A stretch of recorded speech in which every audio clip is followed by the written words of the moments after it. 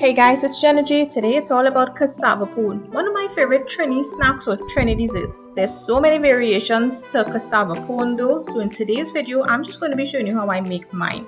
So in a bowl, I'm going to be combining some grated cassava, grated coconut, and some granulated sugar.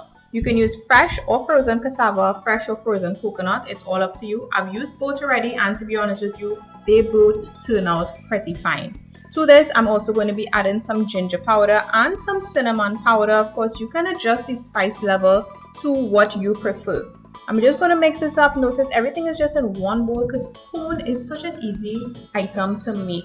So to this now, we're going to be adding some vanilla essence, some melted butter, and some evaporated milk. You can add in pumpkin. Some people prefer a strong taste of pumpkin. Some people prefer no pumpkin at all. Most times I eliminate the pumpkin, but some people insist that pumpkin is a must in cassava pone. So I'll leave that all up to you.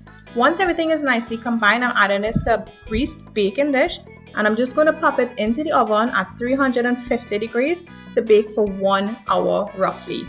It's really that easy to put together cassava pone, but like I said, there are many variations. So for example, the sweetness level as well can be adjusted. If you are a sweet tooth, you can of course adjust your sweetness level.